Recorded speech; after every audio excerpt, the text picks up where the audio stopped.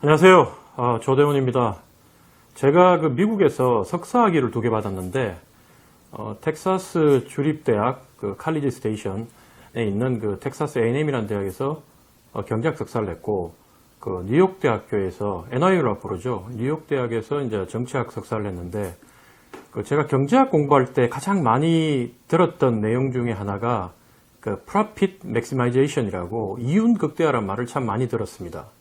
그리고 정치학할 때 가장 많이 들었던 말은 optimal choice, 그러니까 최적 선택, 최선의 선택을 하는 거죠. 그래서 경제나 경영에 있어 가지고는 이윤을 극대화하는 게 가장 선택에 있어 가지고 올바른 선택인데, 사실은 이 정치 분야, 외교 분야에서는 상대가 있고 또 이게 법대로 가는 게 아니기 때문에 내가 어떤 선택을 함에 있어 가지고 국가를 이끌거나 어떤 조직을 이끌면 있어 가지고는 최선의 선택, 그러니까 최고의 선택보다는 최적의 선택, 최선의 선택을 하는 게 참 중요하다, 이렇게 배운 것 같아요.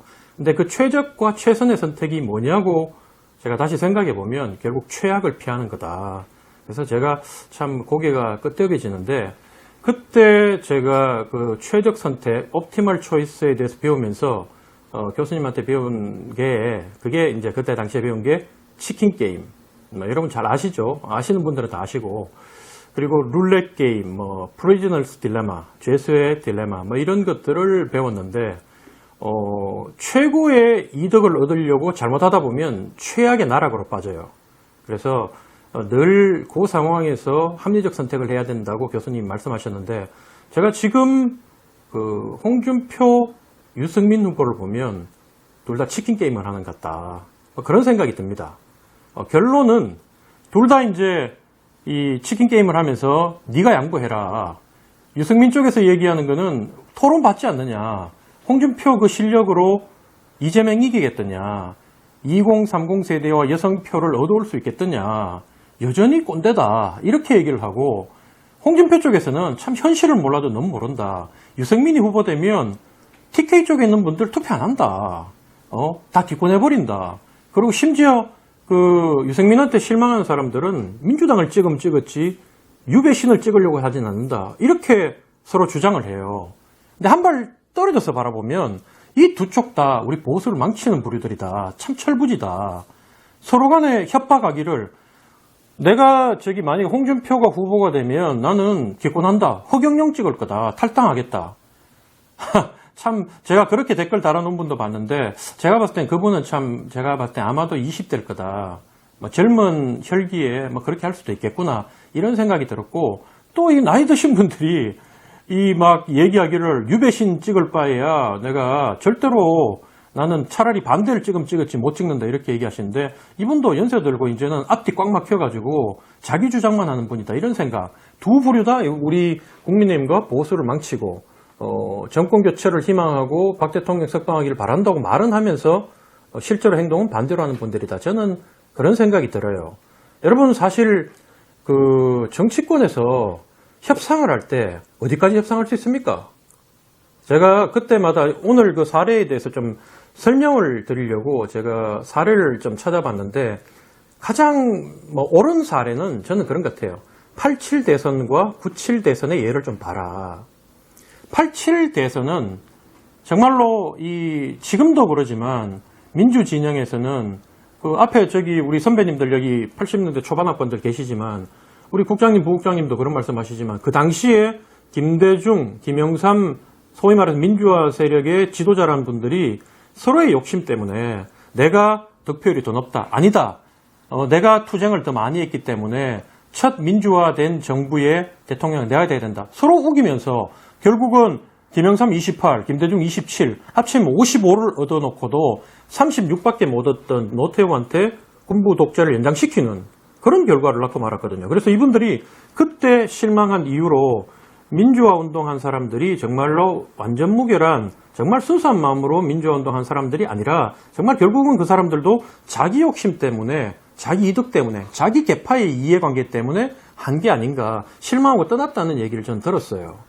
그래서 결국은 87년도에 그렇게 정말 많은 국민들이 매 맞고 가정 깨지고 감옥 가고 자살하고 죽임을 당하고 이렇게 해가지고 드디어 민주화 시대를 열 수 있는 민주정부가 들어올 수 있는 길을 열었음에도 불구하고 그 정치인들의 두 오판과 아집 이 덩어리들 때문에 결국은 국민들이 더 고통받는 실망하고 좌절하고 정치에 혐오느끼는 그런 결과를 낳았다. 그래서 두 분이 나중에는 정말 대통령 다 되시고 했지만 결국 그 과오는 지금도 씻을 수 없는 것이고 근데 따져보면 지금 유승민, 홍준표 이분들은 김영삼, 김대중만큼도 상황이 안 좋아요.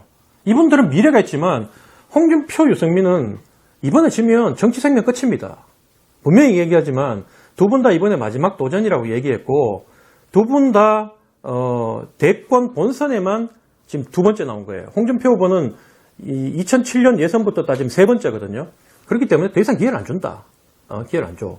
그러니까 어떻게든 수단과 방법을 가지지 않고 정권을 잡아야 되는데 여러분 그러니까 또 그래요. 뭐 유승민 쪽이나 뭐 이쪽에서도 아니 어떻게 그동안 둘 다 색깔이 너무 달랐고 둘 다 정치 노선이 다른데 어떻게 같이 손을 잡고 공동정부를 구성할 수 있느냐. 여러분 그럼 북한하고 우리하고 뭐가 같아가지고 통일하려고 그럽니까? 안 그래요? 대화하고 통일하려고. 북한하고 우리하고 서로 그렇게 죽이고 그렇게 테러하고 납치하고 서로 원수처럼 지냈는데 남북한은 왜 대화하고 통일하려고 그래요? 뭐 가지고?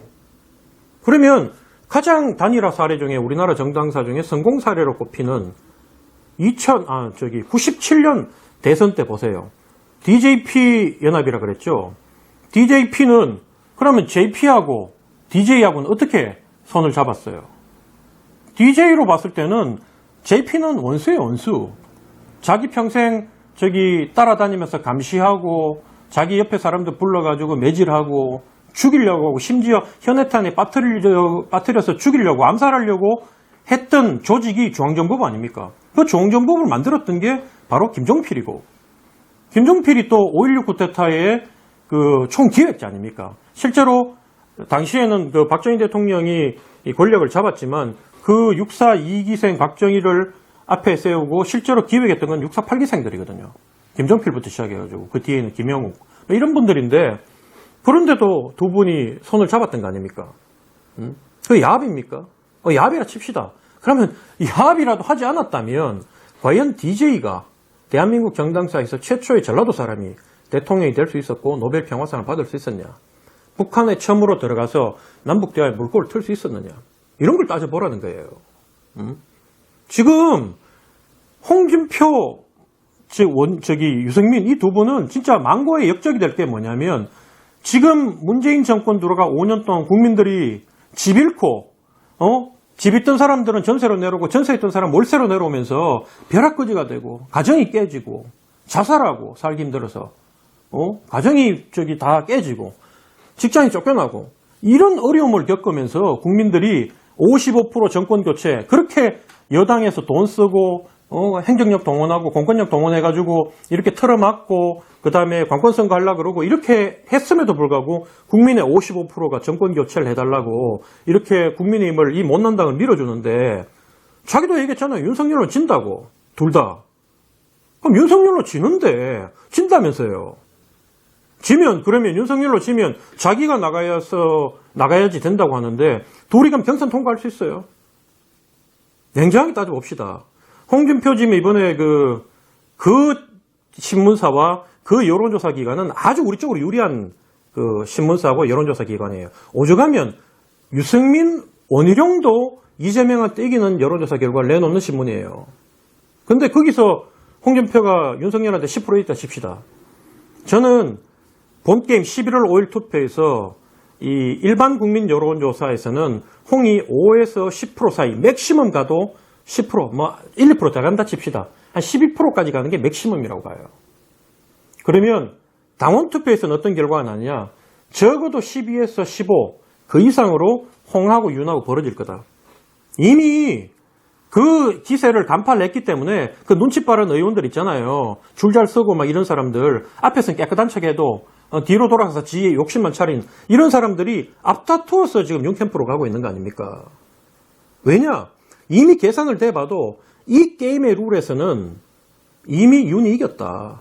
그러면 설령 윤이 대권에서 본선에서 지는 한이 있더라도 70%의 이 당의 권력자, 기득권 세력들이 스크럼을 짜고 있기 때문에 이 사람들로 결국은 당권을 장악해서 내년 지방선거 공천하고 그 다음에 다시 그 이후에 벌어질 그 전당대회에서 자기들이 당권을 먹겠다. 이 계획을 갖고 있는 거예요. 자기들이 먹는 건 그렇다 치더라도 그러면 이 정당이 어떻게 되겠습니까? 난 정당 깨진다고 보거든요. 후퇴하든지. 그러면 절박한 마음으로 자기 자신을 던져야 될 거 아닙니까? 홍준표가 이 정도인데 그럼 유승민 나가면 이길 수 있어요? 아니 그거 좀 상식적으로 앞에서 듣는 사람이 얘기를 들었을 때 좀 이렇게 조금이라도 좋게 봐줘가지고 유승민 의원 제가 참 좋아하는 분이에요. 좋게 얘기해서 아 맞다 저분이 돼야지 본선에서 유승민 나가면 이긴다. 그럼 홍준표 쪽이나 이런 쪽에서는 택도 없는 소리다 그러지만 저는 믿어줘요. 유승민 나가면 제일 많이 이길 것이다. 그런데 내 같은 사람이 내같이 우호적인 사람이 어디 가면 유승민 빠라고 태극기 부대한테 공격받는 내 같은 사람이 봐도 경선은 도무지 유승민은 이길 가능성이 없는데 내가 올라가고 있다. 그러니까 어제 여의도 바닥이 저는 그 찌라시를 안 보니까 몰랐는데 난리 났대요. 유승민이 단일화는 없다. 그 찌라시 그 내용을 조직적으로 유포를 하는 최초 기획자인가 발설자는 내가 가만두지 않겠다. 형사고발하겠다. 그러니까 막 내한테 댓글 달아가지고 저한테 그런 얘기하는데 그 친구들은 참 철이 없는 친구들이고 유승민한테 내가 공식적으로 당을 위해서 단일화해달라고 지금 이렇게 강력하게 호소하는데 이게 무슨 그거라고 저는요 정말로 유승민, 홍준표 두 분한테 바라는 게 없어요. 그분들이 대통령이 돼도 그분들한테 임명직으로 갈 생각도 없고 그럼 바라지도 않아요. 자기 측근들 챙겨야 될 거 아닙니까? 그동안 고생하면서. 저는 계속 끊임없이 선출직에 도전할 거예요. 저 당내 큰 선거든 앞으로 우리 당에 있는 내년 지방선거든 뭐든 저는 선출직으로 끊임없이 도전하지 그 사람들이 주는 임명직에 별로 관심이 없습니다. 그렇기 때문에 바른 말을 할 수 있는 거예요. 이제 오늘 목요일 날 이 방송을 하는 이유가 내일 어쨌든 지금 단일화 이슈로 윤석열이 그동안 이슈를 주도해왔는데 이게 부정적이든 긍정적이든 그 윤석열을 밀어내고 홍준표하고 유승민이 이 이슈의 중심에서는 국민의힘 경선 막판에 이슈의 중심에서는 성공했어요. 원래는 홍준표, 유승민 1대1 토론에 별로 관심이 없었어요. 사람들이. 언론도 관심이 없었고. 근데 이제 둘 사이에 어떻게 극적인 얘기가 나올까. 내일 그 토론을 보면서 국민들이 혹시 단일화에 대한 얘기가 나오지 않을까. 혹시 두 사람의 분위기를 보고 한 명이 포기해 주지 않을까. 이런 것들을 예상을 하면서 기대를 하면서 내일 방송을 볼 거예요. 도리어 윤석열, 원희룡 거는 관심도 없고 그것만 해도 제가 엄청나게 이 조대훈이가 단일화 이슈를 던져서 두 캠프에 저는 기여했다고 봅니다. 그래서 이제 시간이 별로 없기 때문에 제가 아마 다음 주 월요일이나 화요일 방송할 때 이미 저도 투표하고 이제 나올 건데 어쨌든 그 단일화가 되려면 이번 금요일까지는 얘기가 좀 나와야 되고 아니면 정말 극적으로 한 명이 포기를 한다면 1월까지 시간이 있습니다. 마지막으로 정말 호소하건데 정말로 국민들 생각하고 정권 교체를 절박하게 바라는 55% 이상의 국민들을 생각하고 양 캠프에서 목을 내놓고 직언을 하고 후보들도 제발 지피지기가 100점 불태라고 했는데 지피부터 내 자신부터 못 바라보고 선거에 뜨는 우를 범하지 않았으면 좋겠습니다. 여러분 오늘 좀 무거운 말씀을 드렸는데 그만큼 절박하기 때문에 이런 말씀을 드렸습니다. 오늘 시청해 주셔서 고맙습니다.